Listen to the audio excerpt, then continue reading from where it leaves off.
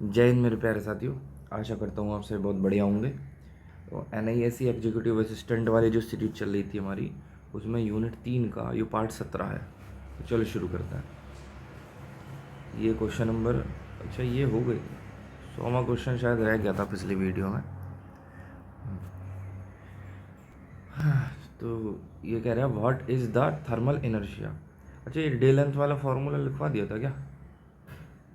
चलो इसे लिखवा देता हूँ। और डे लेंथ जो होता है वो 2/15 डॉट 2/15 गुना कॉस -10 फाई डॉट 10 डेल्टा। ये डे लेंथ का फॉर्मूला डी, ये आर में होता है, HOUR आवर। तो ये घंटों में, मतलब घंटे में होता है। यहाँ पे जो है फाई, जो है ये फाई, ये तो लैटीट्यूड है। और ये डेल जो है ये डिक्लाइनेशन है। ठीक है, तो फॉर्मूला होता है D = 2/15 cos -10 phi dot 10 del hour. इसमें ये जो फाई है ये तो लैटीट्यूड होता है, लैटीट्यूड एंगल, और ये डेल जो है वो डिक्लाइनेशन एंगल होता है। ठीक, अब गए what is the thermal inertia. Thermal inertia क्या भैया? रेजिस्टेंस टू टेम्परेचर चेंज पर टाइम कांस्टेंट। क्या मतलब हुआ इसका? देखो, इनर्शिया का मतलब होता है जड़त्व। जैसे आपने पढ़ा हो न्यूटन का एक नियम, लॉ ऑफ इनर्शिया। ठीक है, तो इनर्शिया का मतलब होता है जड़त्व। मतलब कोई कार्य यदि हो रहा है, मतलब कोई वस्तु यदि गति में तो गति में ही रहेगी, यदि वह विराम में तो विराम में ही रहेगी, जब तक कि बाह्य फोर्स लगाकर उसकी अवस्था परिवर्तन ना कर दी जाए या करने का प्रयास ना करा जाए, वह अवस्था परिवर्तन ना कर दी जाए। ठीक है, तो ये हो गया इनर्शिया का मतलब। अब ये कह रिया है थर्मल इनर्शिया, तो थर्मल का जो जड़त्व होगा उसको कहेंगे थर्मल इनर्शिया। मतलब कि अपने अंदर से जो उसका टेम्परेचर चेंज होएगा, उसका रुकावट बनना उसके मार्ग में, या उसका विरोध करना, टेम्परेचर चेंज का विरोध करना। तो ये क्या? रेजिस्टेंस टू टेम्परेचर चेंज, जो टेम्परेचर चेंज हो रहा है उसके मार्ग में रुकावट, रेजिस्टेंस देना उसको। ठीक है, तो ability of a material to resist temperature change, ये किसी कोई मटेरियल होएगा उसको टेम्परेचर चेंज के में, मतलब जो बदलाव हो रहा है उसको रोकने की एबिलिटी है ये। ठीक है, पर टाइम कांस्टेंट, टाइम कांस्टेंट के रेस्पेक्ट में। ठीक है, चलो आगे देखते हैं। थर्मोसाइफोन, थर्मोसाइफोन एक नेचुरल प्रोसेस है, बताया ही था। System work on the principle of density difference के ऊपर या नेचुरल सर्कुलेशन के ऊपर। इन अ थर्मोसाइफोन द टैंक मस्ट बी, जो थर्मोसाइफोन में टैंक जो होता है ना, स्टोरेज टैंक, वो ऊपर होना चाहिए, ऊपर लेवल पे, अबव द कलेक्टर। ठीक है, active system use, active system जो होता है वो पंप या कंट्रोलर का इस्तेमाल करता है, ये नेचुरल सिस्टम प्रोसेस नहीं होता। फोर्स जो सर्कुलेशन का मतलब है, जिसमें फोर्सफुली हम एग्जॉस्ट फैन वगैरह लगा के फोर्स सर्कुलेशन करें। Large commercial installation, force circulation है वो बड़े बड़े कॉमर्शियल इंस्टॉलेशन के लिए इस्तेमाल करा जाता है, जहाँ पर अपना नेचुरल जो प्रोसेस है वो ना हो, या उस वो इतना इफेक्टिव ना हो। ठीक है, purpose of a differential controller, differential controller का क्या पर्पस है? To start the pump when T coll is greater than to T coll, मतलब कि जो कलेक्टर का टेम्परेचर है वो टैंक के टेम्परेचर से ज़्यादा हो जाए, तो तब जो है पंप को स्टार्ट करना, ये डिफरेंशियल कंट्रोलर है। ठीक है, डायरेक्ट सिस्टम मीन्स की बात करेंगे, portable water flows through the collector. जो डायरेक्ट सिस्टम है इसका मतलब है जो पोर्टेबल वाटर है जो कलेक्टर के थ्रू फ्लो हो रहा है। इनडायरेक्ट सिस्टम एक हीट एक्सचेंजर का इस्तेमाल करता है। ड्रेन बैक सिस्टम प्रिवेंट्स, जो ड्रेन बैक सिस्टम है प्रिवेंट करता है फ्रीजिंग एंड बॉइलिंग को। एंड जो function of air vent valve, valve क्या रिया, तो एक ही यूनि डायरेक्शन फ्लो करवाएगा to remove trapped air in the pipes. Function of air vent valve to remove trapped air in the pipes. Expansion tank handles, expansion tank क्या काम करेगा? Fluid volume change during the heating. तो कई बार बता चुके हैं भैया, जो ये मान लो ये कोई टैंक है, इसके अंदर फ्लूइड भरा हुआ है इस लेवल पे, जब इसका टेम्परेचर बढ़ेगा तो ये फैलेगा, फैलेगा, और अंदर इसके वैक्यूम तो है नहीं, गैस वैस है, ये फैलेंगे तो स्पेस कम होएगा, वो गैस जो है मतलब ये टैंक को या तो फाड़ देंगे, या इसका जो जॉइंट वॉइंट है वो निकल जाएगा, खुल जाएगा, इसमें क्रैक आ जाएंगे। ठीक है, तो एक्सपेंशन टैंक क्या होता है? ये एक्सपेंशन टैंक की कैपेसिटी इतनी रखते हैं कि जो वॉल्यूम बढ़ रहा है उससे ज़्यादा इस पर नेगेटिव प्रभाव ना पड़े। तो fluid volume change during heating. Check valve is use to prevent, जो चेक वॉल्व होता है वो किस लिए इस्तेमाल करा जाता है, रिवर्स फ्लो या नाइट कूलिंग के लिए, ठीक है।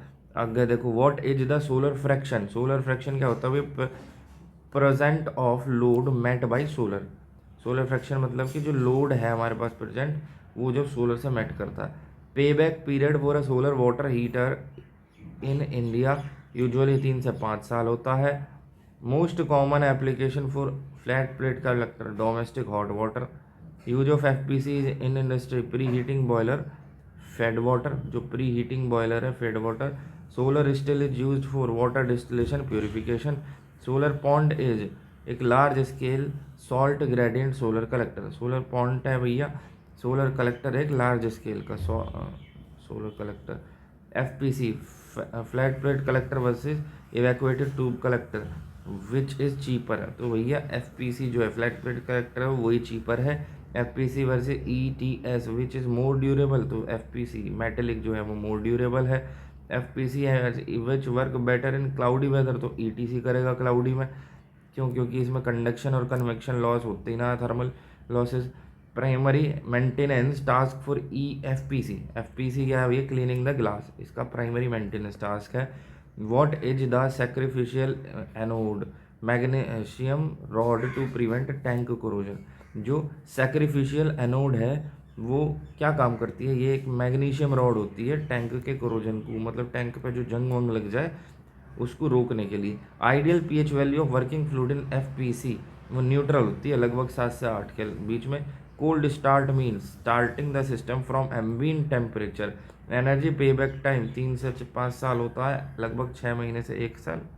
अच्छा, एफपीसी का पूछ रहे हैं, ईपी बीट एनर्जी पे back time of E FPC flat plate collector 6 महीने से लेकर 1 साल। ऊपर कितना था भैया यू, वाटर हीटर का बात करें तो 3 से 5 साल होता है। यार ये वाला जो है ना, ये वाला एक बार ही देख लेना आप गूगल पे, क्योंकि अभी ऊपर पहले एक क्वेश्चन पढ़ा था जिसमें 4 से 7 लिख रहा था, वो शायद एफपीसी के बारे में ही लिखा दिखा, ठीक है, मतलब मैं कंफर्म नहीं हूँ, पर एक बार ही ना ये मुझे डाउट है, इसको एक बार ही आप गूगल पे देख लेना। What is the solar thermal, solar thermal की बात करेंगे, conversion of sunlight to heat, जो सनलाइट है उसका हीट में conversion. Maximum temperature of unglazed FPC, unglazed FPC का मैक्सिमम टेम्परेचर कितना, 30 डिग्री सेल्सियस से लेकर 40 डिग्री सेल्सियस तक। Application of unglazed FPC swimming pool वगैरह में होता है, स्विमिंग पूल हीटिंग में। Honey comb structure in FPC is use to, जो हनी कॉम्ब स्ट्रक्चर होता है एफपीसी के अंदर वो क्या काम करता है, सप्रेस कन्वेक्शन, कन्वेक्शन को सप्रेस करेगा honey comb structure. What is the transparent insulation, material that allows light but block heat, transparent insulation. Testing standard for FPC in India IS 12933। ASHRAE 9377 is use for testing thermal performance of collector. ASHRAE 9377 जो है वो testing thermal performance of collector, collector की जो thermal performance होएगी ना उसको test करने के लिए इसका इस्तेमाल करा जाता है। स्टीडी स्टेट टेस्टिंग रिक्वायर, जो स्टीडी स्टेट टेस्टिंग होती है उसमें कांस्टेंट इरेडियंस और फ्लो की रिक्वायरमेंट होती है। Incidence angle modifier measure performance drop off angles, जो IAM है वो ऑफ एंगल का जो ऑफ एंगल पे जो परफॉर्मेंस ड्रॉप होगी उसको मेजर करेगा। Time constant of FPC usually 1 से 10 मिनट हो रहे। मेन लॉस इन इवनिंग या नाइट में radiation to sky, main loss वही होता है भैया जो हीट है वो बाहर से आनी बंद हो जाएगी या बहुत कम हीट आ रही है शाम के समय में, सूरज हल्का है हमारा, सूरज की किरणें सीधी नहीं पड़ रही ना, तो क्या होगा, रेडिएशन हो जाएगा ना स्काई में, रेडिएशन लॉस हो जाएगा। Sky temperature is usually lower than the ambient temperature, sky वाला टेम्परेचर एम्बिएंट टेम्परेचर से कम हो करे। एफपीसी एफिशिएंसी डिक्रीजेज एज, जो हमारा फ्लैट प्लेट कलेक्टर है उसकी एफिशिएंसी डिक्रीज करती है जैसे इनलेट टेम्परेचर इंक्रीज करेगा। Which component prevents the glass from breaking due to heat, तो टेम्परिंग या हीट ट्रीटमेंट जो होता है वो टेम्परिंग या हीट ट्रीटमेंट ये है जो prevent the glass from breaking due to heat. Collector array की बात करेंगे तो कलेक्टर अरे होता है multiple collectors connected together. Series connection increase, जो सीरीज कनेक्शन है वो क्या, वो वोल्टेज को इंक्रीज करेगा। यहाँ पर सीरीज कनेक्शन जो है वो टेम्परेचर को गेन को इंक्रीज कर रहा है। ठीक है। और पैरेलल कनेक्शन जो है वो मास फ्लो रेट को इंक्रीज करेगा। तो ये वो वोल्टेज को जो इंक्रीज कर रहा है वो तो सोलर पैनल के लिए हो गया कि सोलर पैनल सीरीज में लगा दिए वो वोल्टेज को बढ़ा देंगे, और अगर पैरेलल में लगा दिए तो वो करंट को बढ़ा देंगे। ठीक है। लेकिन यहाँ कुछ अलग है, फ्लैट प्लेट कलेक्टर के लिए सीरीज कनेक्शन जो होता है वो टेम्परेचर गेन को इंक्रीज कर देगा, और पैरेलल कनेक्शन वो मास फ्लो रेट को इंक्रीज कर देगा। Shading of one collector by another is avoided by calculating row spacing. जो उनके बीच में कलेक्टर के बीच में जो रो मतलब स्पेस है उसको कैलकुलेट करके। Optimal row spacing depends on, जो ऑप्टिमल रॉ स्पेसिंग है वो latitude and winter solstice sun angle पर डिपेंड करती है। What is the heat pipe sub super conductor tube using phase change. Heat pipe क्या, ये सुपर कंडक्टर ट्यूब है एक, जो कि फेज चेंज क्या जो प्रॉपर्टी होगी उसका इस्तेमाल करेगा हीट पाइप। ठीक है। ड्राई प्लग क्या है भैया, dry plug connection in heat pipes allows for easy replacement without draining. Solar cooling use FPC to drive absorption chiller. Can FPC be used for cooking? तो only for very slow या very low temperature cooking. Oven concentrators are better. Impact of high wind on FPC. High wind speed तेज हो जाएगी तो increase top losses and structural stress. तो ऊपर जो losses है वो रेडिएशन लॉसेज वो ज़्यादा हो जाएंगे। Main barrier to FPC adoption, high initial cost compare to gas या इलेक्ट्रिक। आगे क्या है भैया, parabolic trough and linear Fresnel. Okay चलो ठीक है, अगला टॉपिक आ गया parabolic trough and linear Fresnel. ये आपके सिलेबस में ऐसा कैसा ही है टॉपिक, तो चलिए करते हैं। Linear concentrating collector primarily parabolic trough या लीनियर फ्रेस्नेल रिफ्लेक्टर होते हैं। Represent a significant step up from flat plate collector. जो हमारे फ्लैट प्लेट कलेक्टर है ना उनसे ये एक स्टेप ऊपर ही है। They focus solar radiation on to a focal line rather than a focal point. मतलब कि ये कह रही है कि एक फोकल लाइन टाइप की है और यहाँ से ये रेडिएशन इस फोकल लाइन पर देंगे। ठीक है, ये इस पर फोकस करेंगे ना कि एक कॉमन पॉइंट के ऊपर। ठीक है, तो they focus solar radiation focal line पर rather than a focal point, like a dish. Dish के अंदर फोकल पॉइंट पे होता ना, और flat surface. This concentration allows for much higher temperatures making them suitable for industrial process heat and large scale electricity generation. देखो पहले तो एक ट्यूब पे दे रहे हैं पॉइंट पे, अभी पूरी की पूरी लंबाई में दे रहे हैं, तो इससे क्या होएगा, टेम्परेचर ज़्यादा होएगा, बहुत बड़े इंडस्ट्रियल एरिया में इलेक्ट्रिसिटी जनरेशन करने में बड़े लेवल पर उसमें इस्तेमाल करा जाएगा। पैराबोलिक ट्रफ कलेक्टर की बात करेंगे, पीटीसी।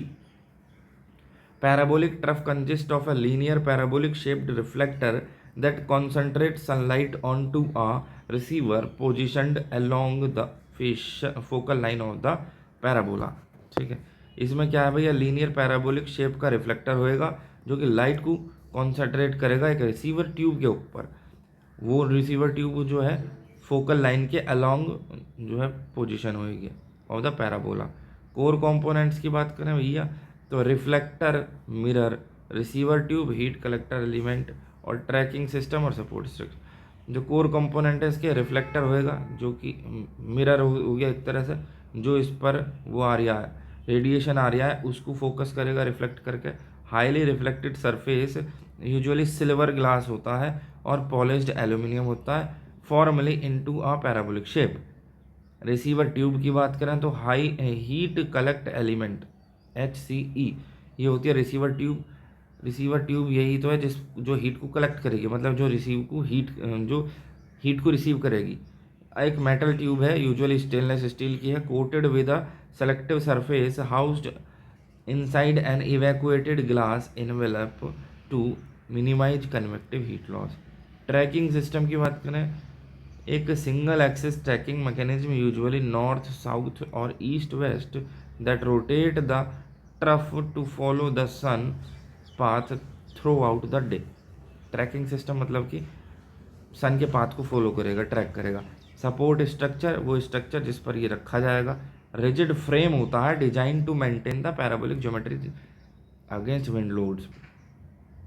टेक्निकल वर्किंग प्रिंसिपल, ये क्या है भैया? The geometry of a parabola insure that all parallel rays of sunlight hitting the reflector are directed toward the focal line. The concentration ratio typically ranges from 15 से लेकर 40 के बीच में। जो concentration ratio है वो 15 से 40 के बीच में रेंज करता है। C is equal to A upon A are.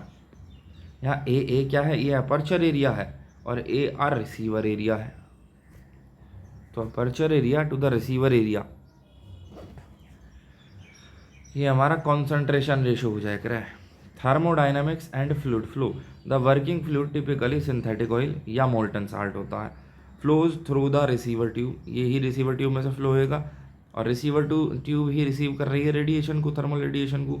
These fluid can reach temperature between 300 degree से लेकर 550 डिग्री। अब ये जो फ्लूइड है जो इसमें ट्यूब में फ्लो कर रहा है रिसीवर ट्यूब में, इसका टेम्परेचर 300 से 550 डिग्री सेल्सियस तक पहुंच जाएगा। High temperature fluid is then pumped to a heat exchanger to produce steam for conventional Rankine cycle tube. तो ये अब देखो इसने क्या कही है भैया वर्किंग प्रिंसिपल, ये रिसीवर ट्यूब है, इसके अंदर से मोल्टन साल्ट या सिंथेटिक ऑयल फ्लो करा रहा है, इसने रेडिएशन रिसीव करा तो इसके अंदर का टेम्परेचर 300 से लेकर के 550 डिग्री सेल्सियस तक हो गया। यू हाई टेम्परेचर जो है, यू हाई टेम्परेचर का फ्लूइड जो होएगा वो पंप से की मदद से जो है हीट एक्सचेंजर के पास जा रहा, उसके बाद में स्टीम को स्टीम जनरेट हो रही है, मतलब स्टीम, और वो स्टीम जो है रैंकाइन साइकिल को प्रोड्यूस कर रही है, conventional Rankine cycle. Linear Fresnel reflector जो होते हैं LFR technology use long thin segment of mirror, इसमें बड़े बड़े लंबे सेगमेंट होंगे मिरर के, rather than a single parabolic curve to focus sun light on to a fixed receiver located at a height above the mirror field. Key difference from the parabolic trough, इसका मतलब LFR linear Fresnel reflector का difference क्या है parabolic trough से? तो mirror shaping की ही बात कर लो, उसमें भैया एक पैराबोलिक टाइप की शेप होएगी, इसमें लंबे लंबे स्ट्रिप होंगी शीशे की। यूज इज अ फ्लैट और slightly curved mirror which are cheaper to manufacture than large parabolic glass, ठीक है।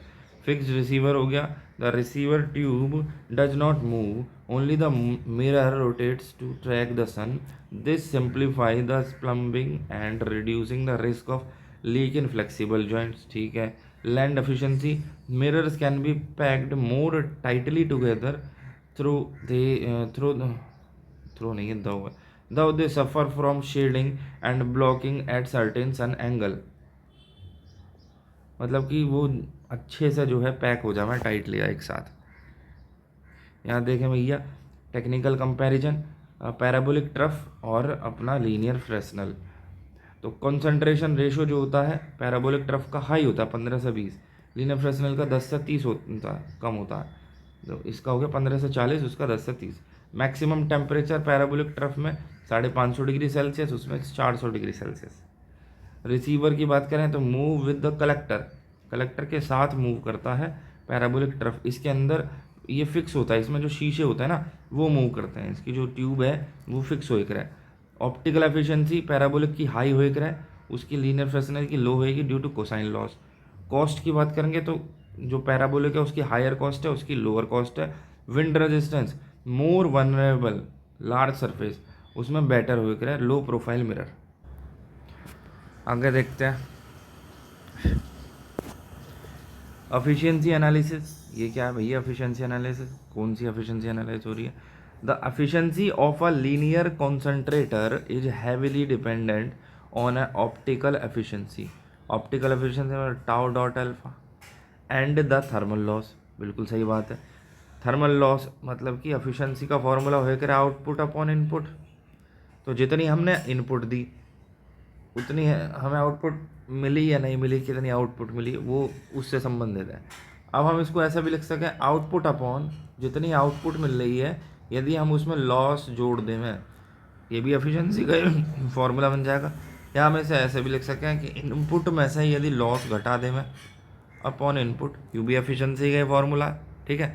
क्योंकि जो हमारी इनपुट हो एक रहे वो जितनी आउटपुट मिली और जितने लॉसेज हो गए टोटल लॉस, यही तो है रहा है। तो ये कह रहा है कि, और ये इसने यहाँ पर यही बात कही है कि थर्मल लॉस पर डिपेंड करेगी, ऑप्टिकल एफिशिएंसी पर डिपेंड करेगी। ठीक है, तो चलिए, the instantaneous efficiency is generally expressed as eta is equal to eta naught U L T R minus T A upon I B dot C. ये instantaneous efficiency हो गई। ईटा नॉट क्या है यहाँ? ऑप्टिकल एफिशिएंसी है, बिल्कुल ठीक है। Optical efficiency tau dot a refractivity dot intercept factor dot transmittance dot absorbance, ये है transmittance tau dot a. UL क्या है भैया? हीट लॉस कोफिशिएंट है, लॉस कोफिशिएंट या heat loss coefficient. T R receiver temperature है, टी ए एम्बिएंट टेम्परेचर है, I B direct beam radiation concentrators can not use diffuse radiation, तो इसमें direct beam radiation है। सी कॉन्सेंट्रेशन रेशो है।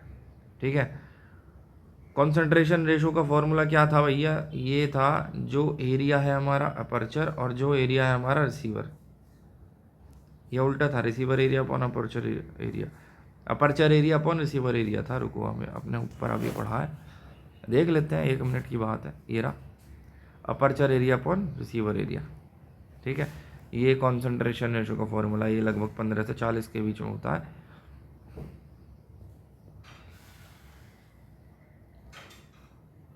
आगे देखो, because the denominator include C concentration ratio, the impact of thermal losses U L is significantly reduced compare to the flat plate collector.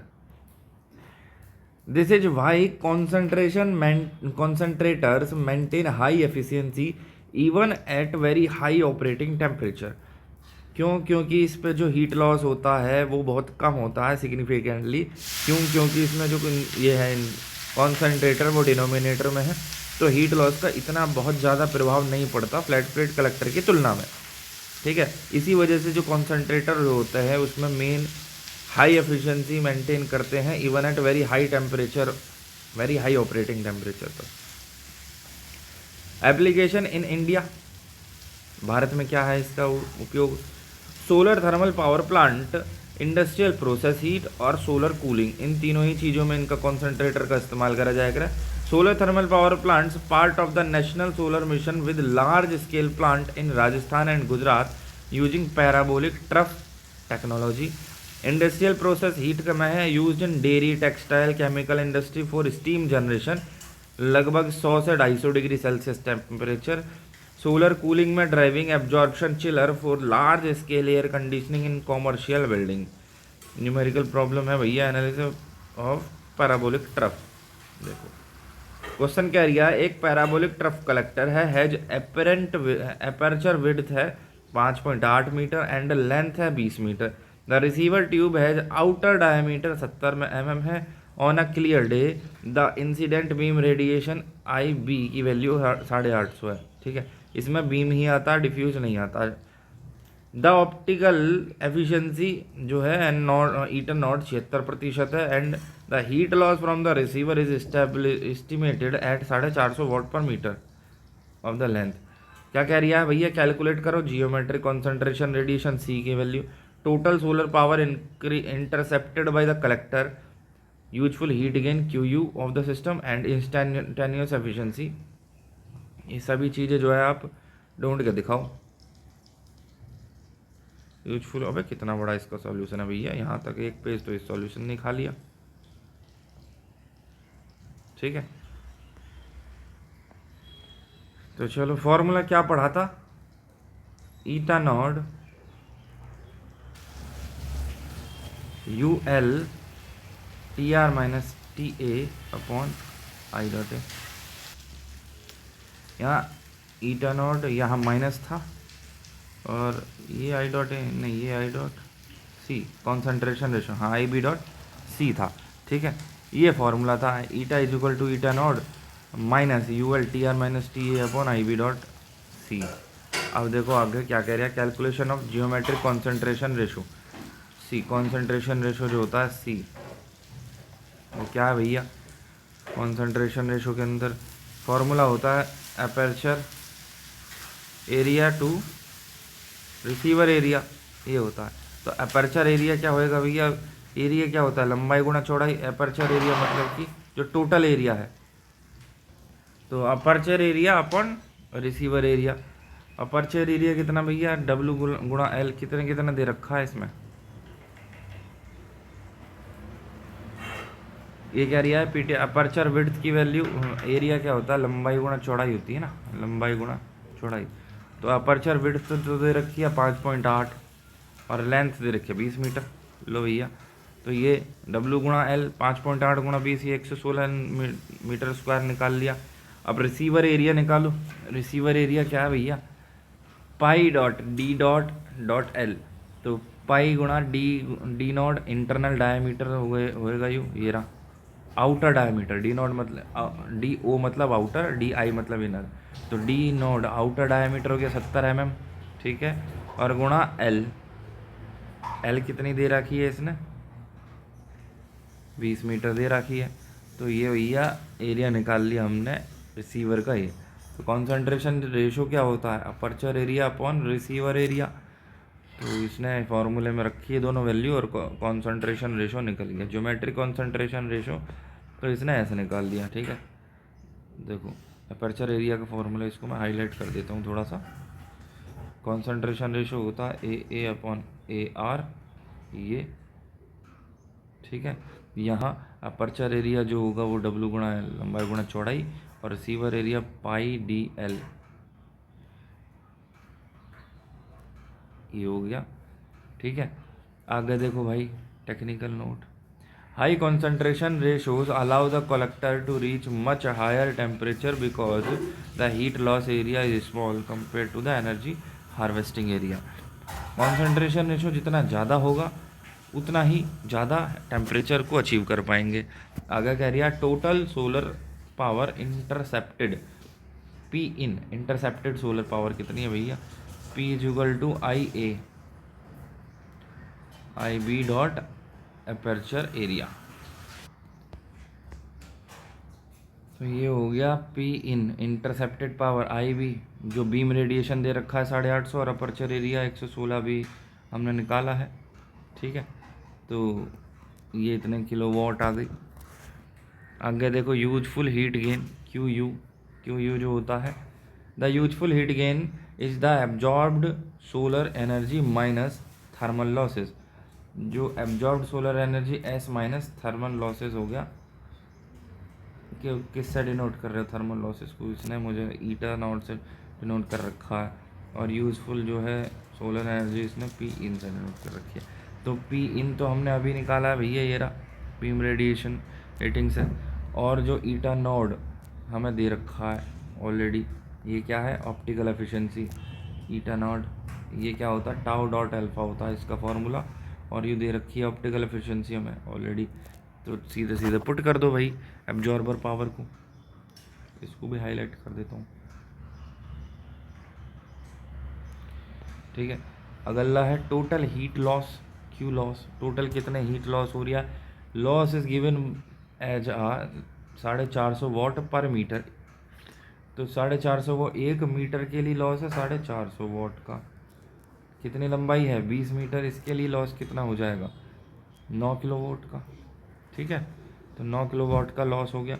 Useful heat की बात करेंगे तो Q U is equal to Q A B S minus Q loss. जितनी total heat आई और उसमें से loss घटा दो, मतलब कि आउटपुट में जितनी उसने यूज करी तो क्या होता है इनपुट माइनस लॉस। इनपुट में कितनी एब्जॉर्ब हुई और उसमें से कितनी लॉस चलेगी, तो कितनी एब्जॉर्ब हुई 74.936, और कितनी लॉस हो गई 9, ये किलोवाट में है। तो आंसर आ गया 65 किलोवाट। इंस्टेंटेनियस एफिशिएंसी ईटा की बात करेंगे तो अभी ऊपर बड़ा सा फॉर्मूला लिखा था, ये उसका शॉर्ट फॉर्म है। Efficiency is equal to Q U upon P in, मतलब इन ये इनपुट पावर हो गई, ये आउटपुट पावर हो गई गुना 100। तो आउटपुट पावर हमें कितने मिल रही है भैया, आउटपुट पावर मतलब यूजफुल हीट, ये रही। तो ये 66.87% इसका आंसर आ गया। Key takeaways for the competitive exam, ये क्या भैया, direct radiation only note. We use I B beam radiation या direct rather than I G global. इसमें बीम मतलब सिर्फ डायरेक्ट वाला रेडिएशन ही आएगा। Parabolic trough can not concentrate diffuse radiation, जो पैराबोलिक ट्रफ है वो डिफ्यूज रेडिएशन को कॉन्सेंट्रेट ना कर सकता। Therefore their performance drop significantly on cloudy days even if it's bright outside. ठीक है, अब इसमें जो पैराबोलिक ट्रफ है वो सिर्फ डायरेक्ट रेडिएशन को करेगा, जो डिफ्यूज है उसे नहीं करेगा, तो उससे क्या होगा, इसकी परफॉर्मेंस गिर जाएगी।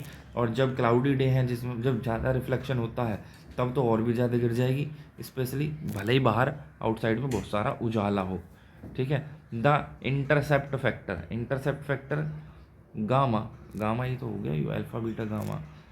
इन in more complex problems you may be given the intercept factor, मतलब जो बहुत ज़्यादा टफ लेवल के सवाल में उसमें इंटरसेप्ट फैक्टर भी दे रखे। This is the fraction of reflected radiation that actually hits the absorber tube, जो रिफ्लेक्टेड रेडिएशन है जो कि एक्चुअली एब्जॉर्बर ट्यूब को हिट कर रहा है, ये उसी का फ्रैक्शन है। इसका फॉर्मूला जो होता है intercept radiation gamma, intercept factor, तो optical efficiency tau dot alpha बताया था, ये थोड़ा उसका और विकसित रूप है, इसमें कांस्टेंट भी है रो, एंड ये इंटरसेप्ट फैक्टर। तो रो क्या है, रिफ्लेक्टिविटी है, टाउ ग्लास ट्रांसमिटेंस है, अल्फा प्लेट एब्जॉर्बटेंस है, और गामा ये इंटरसेप्ट फैक्टर है। ठीक है, इसको मैं हाईलाइट इससे भी कर देता हूँ।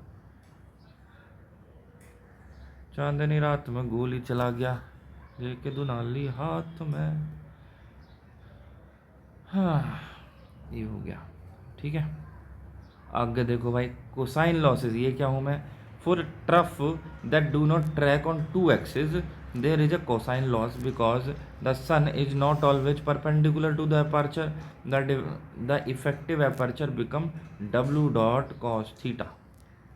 ठीक है, तो ये हो गया कोसाइन लॉस। जो सूरज है वो हमेशा परपेंडिकुलर तो होता ना अपर्चर के, तो जो effective aperture becomes W dot cos theta. आगे देखो ये क्वेश्चन आंसर आ गए हैं, तो चलो इन्हें निपटाते हैं। तो ये इस तरह के जो रैपिड फायर टाइप के क्वेश्चन हो रहे हैं ना, तो एक ही पेज में 20-30 क्वेश्चन आ गए, तो इसमें टाइम लगता है ये ख़त्म होने में, क्योंकि एक ही पेज पे बहुत सारा कंटेंट मिल जाता है ना। और जो मल्टीपल चॉइस क्वेश्चन होंगे वो जल्दी निपट जाए, उसमें आप देखो 10 क्वेश्चन करे तो पता चली 3-4 पेज निपट गए, और इसमें 10 क्वेश्चन करे तो एक ही पेज पे पड़े हैं। ये वैसे कितने हैं, ये 150 होंगे, 150 हैं हाँ। फिर अगले फिर PYQ आ गए 150, ठीक है चलो करते हैं, जितने होते हैं 5-10 मिनट में। Which type of solar radiation is primarily utilize by parabolic trough, direct वाला होता है बीम रेडिएशन। ठीक है, what is the geometric shape of a low focal area in a parabolic trough, एक फोकल लाइन होता है। Concentrating collectors are preferred over flat plate collector for power generation because they achieve higher temperature. ठीक है, the term concentration ratio is defined as aperture area to the receiver area. Typical concentration aperture area to the receiver area तो है, aperture area के क्या होता है, लंबाई गुणा चौड़ाई। ठीक है, और जो है रिसीवर एरिया, ये जो डी नॉट था एक आउटर डायमीटर गुणा एल कितनी लंबाई है गुणा पाई, तो बाई डी एल, ये हो गया रिसीवर एरिया। आगे देखो, typical concentration ratios for parabolic trough ranges from, जो पैराबोलिक ट्रफ होंगे उनके लिए टिपिकल कॉन्सेंट्रेशन रेशो 10 से 100 होता है। एक लीनियर फ्रेस्नेल रिफ्लेक्टर है, differs from PTC parabolic trough reflector because it uses, जो लीनियर फ्रेस्नेल रिफ्लेक्टर है ना वो PTC से क्या क्यों डिफरेंस, सेगमेंट और फ्लैट स्लाइटली कर्व्ड मिरर। जो लीनियर फ्रेस्नेल है इसके पास तो कर्व्ड मिरर होंगे, और इसके पास तो पैराबोलिक शेप का है ही वो फिन लाइन जो एक रहा। विच, अरे एक सेकेंड, विच कलेक्टर टाइप है जब fixed receiver and moving mirrors, तो कौन सा कलेक्टर टाइप है जिसके पास एक फिक्स रिसीवर होता है एंड मूविंग मिरर होंगे। तो fix receiver linear Fresnel reflector, इसमें क्या होता है जो रिसीवर होएगा ना वो फिक्स होता है, और जो मिरर है वो ही मूव करेंगे सन की रेस्पेक्ट में। जबकि पीटीसी में ट्रैकर लगा होता है, ये जो रिसीवर है यही मूव करता रहेगा। ठीक है। In solar thermal technology what does CSP stand for, concentrated solar power, which component in a PTC intercepts the reflected solar radiation. PTC में कौन सा कंपोनेंट है जो कि इंटरसेप्ट करता है रिफ्लेक्टेड, रिसीवर ट्यूब और HCE। The axis of a parabolic trough is usually oriented in which direction. जो पैराबोलिक ट्रफ है उसकी एक्सिस किस डायरेक्शन में ओरिएंटेड होती है, नॉर्थ, साउथ और east west. Tracking the sun in a parabolic trough is typically done how many axis. जो sun है सूरज, उसकी ट्रैकिंग करना पैराबोलिक ट्रफ में वो टिपिकली हाउ मैनी एक्सिस पर करा जाता है। तो पैराबोलिक ट्रफ के अंदर तो सिंगल एक्सिस होता है। ठीक है। Why cannot parabolic trough use diffuse radiation effectively? Diffuse radiation cannot focus on a single line. Which law of thermodynamic limit the maximum efficiency of a solar thermal? तो होता second law, Carnot efficiency. The aperture of a collector is the opening that first receives the solar area. What is the primary function of parabolic mirror? जो parabolic mirror होंगे उनका primary function क्या होएगा, to focus parallel rays on to a focal line. At what temperature range do parabolic trough typically operate. तो जो parabolic trough होता है वो कौन से टेम्परेचर पर ऑपरेट करेगा, 150 से 550 degree Celsius. Which is more land efficient, PTC या एलएफआर। तो पीटीसी या एलएफआर में कौन सा है जो लैंड एफिशिएंट ज़्यादा है, एलएफआर है, due to closer mirror spacing. The optical efficiency of concentrator includes. Concentrator की ऑप्टिकल एफिशिएंसी क्या होती है, देखो वैसे तो ऑप्टिकल एफिशिएंसी का फॉर्मूला टाउ डॉट अल्फा पढ़ा था, लेकिन यहाँ हमने अभी ऊपर पढ़ा इसके अंदर गामा भी जुड़ जाया करे और एक फैक्टर और जुड़ जावे, ऊपर था ना, यहाँ देख लेते हैं, transmittance, absorptance and reflectivity, optical efficiency. रुको जरा, ये रहा रो और जुड़ हो जाए करे, इंटरसेप्ट फैक्टर और रो मतलब reflectivity, rho reflectivity, transmittance tau alpha और यू फैक्टर हो गया। What is the intercept factor मतलब gamma, the function of reflected rays that actually hit the receiver. तो इंटरसेप्ट फैक्टर जो होता है वो क्या होता है, ये होता है फ्रैक्शन ऑफ रिफ्लेक्टेड रेज, जो रिफ्लेक्टेड रेज आएंगी उनका फ्रैक्शन जो कि एक्चुअली रिसीवर को हिट कर रही हैं। एक point focus collector like a dish achieves high temperature than a line focus collector. तो पॉइंट फोकस कलेक्टर जो होता है लाइक जैसे कि डिश हो गया, वो अचीव करता है high temperature than a line focus collector. बिल्कुल सही बात है, पॉइंट फोकस वाला ज़्यादा टेम्परेचर को अचीव कर लेगा। The rim angle of a parabolic trough is the angle between the optical axis and the line from the focus to the edge of the mirror. What is a heat collector element, HCE। यह है the receiver tube assembly. Why is the receiver tube usually made of stainless steel. तो जो receiver tube है वो stainless steel की क्यों बनाई जाए भाई, क्योंकि स्टेनलेस मेटल है, मेटल मतलब हाई थर्मल कंडक्टिविटी चाहिए, तो ये हाई थर्मल स्ट्रेंथ और कोरोजन रेजिस्टेंस भी होता है। ठीक है, कॉपर पे जल्दी कोरोजन लग जाए। The glass envelope around the receiver tube serves to. जो ग्लास एनवेलप होता है रिसीवर ट्यूब के चारों माई वो सर्व करता है reduce convection heat loss. The shape the space between the glass envelope and the metal tube is usually evacuated या vacuum हो रहा। What is the bellows in are receiver tube, एक फ्लेक्सिबल जॉइंट होता है that allows for thermal expansion. Specular reflection is required for concentrators. What is it, जो specular reflection होता है वो कॉन्सेंट्रेटर के लिए रिक्वायर होता है, क्या होता है, mirror like reflection where angle of incidence equal angle of reflection. मतलब कि जो इंसिडेंस एंगल है वो रिफ्लेक्शन एंगल के इक्वल हो जाए, मिरर लाइक रिफ्लेक्शन, ये होता है स्पेक्युलर रिफ्लेक्शन, इंसिडेंस और जो है रिफ्लेक्शन बराबर हो जाएंगे। What happen to if the tracking system fail, tracking system fail हो जाएगा तो जो है focus moves off the receiver, the heat gain stops. Which is a line focus technology, line focus technology कौन सी है भैया, parabolic trough. The concentration ratio of a flat plate collector is unity या एक होता है concentration ratio flat plate collector का। ठीक है, आगे आ जाओ, कितने रह गए? 150 क्वेश्चन है ना। चलो टाइम भी देख लूँ, ऑफिस का भी टाइम हो गया, ड्यूटी का टाइम हो गया, 5-10 मिनट में निकल लेंगे। Reflectivity of high quality silvered glass mirror is approximately, जो हाई क्वालिटी के सिल्वर वाले ग्लास मिरर होते हैं उनकी रिफ्लेक्टिविटी 92 से 95% होती है। Why is low iron glass use for the receiver outer envelope, तो लो आयरन ग्लास भैया क्यों इस्तेमाल करा जावा रिसीवर के आउटर एनवेलप में?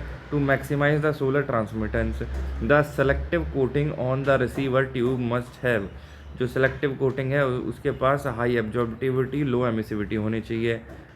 सेरमेट coatings are often used for high temperature selective surface on receiver tubes, जो सेरमेट कोटिंग है वो हाई टेम्परेचर सेलेक्टिव सरफेस के लिए इस्तेमाल करा जाता है रिसीवर ट्यूब में।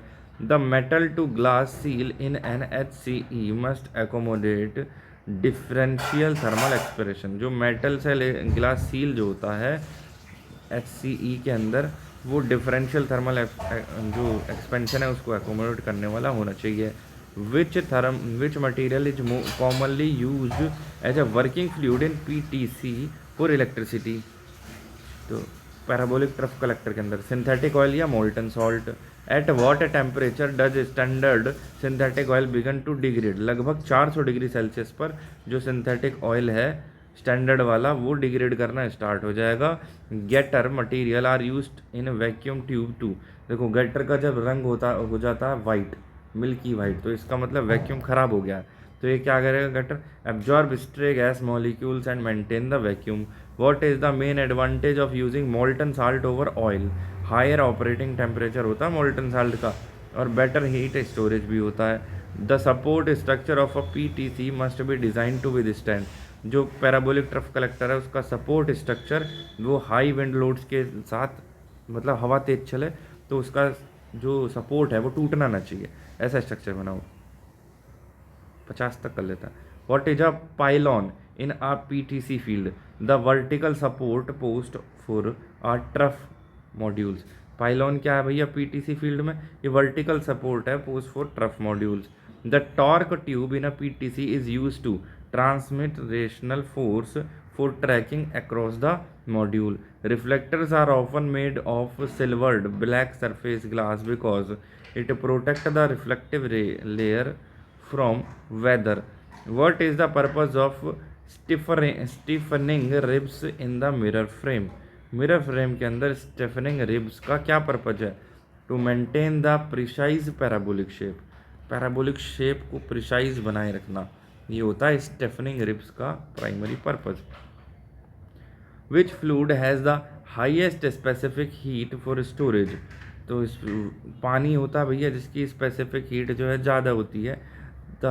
Salt are better for high temperature, पानी तो स्पेसिफिक हीट के लिए अच्छा होएगा और सॉल्ट जो होएगा वो हाई टेम्परेचर के लिए। What is the flex house? एक फ्लेक्सिबल फ्लेक्स हाउस है, हाउस नहीं flex, what is the flex house? एक फ्लेक्सिबल पाइप है connecting moving collector to the fix header, जो मूविंग कलेक्टर है उसको फिक्स हेडर के साथ कनेक्ट करने के लिए फ्लेक्स हाउस है। Thermal insulation in the header pipe is usually mineral wool या कैल्शियम सिलिकेट, जो थर्मल इंसुलेशन है हेडर पाइप्स के अंदर वो यूजुअली मिनरल वूल होता है या कैल्शियम सिलिकेट होता है। Which component tracks the sun using light sensor? कौन सा कंपोनेंट भैया जो सन को ट्रैक करेगा यूजिंग लाइट सेंसर? एक सन सेंसर होता है। Direct steam generation DSG in troughs eliminates the need for secondary heat exchange या oil to steam generator. Direct steam में डायरेक्टली हो गया, इसमें किसी सेकेंडरी चीज़ की एक्सचेंजर की जरूरत ही ना पड़े। What is the primary disadvantage of DSG direct steam generation? तो भैया इसका क्या है primary disadvantage? High pressure in the receiver tube and difficulty in storage, तो इसमें जो रिसीवर ट्यूब के अंदर प्रेशर हाई हो जाए करे और इनको स्टोर करना थोड़ा सा डिफ़िकल्ट है।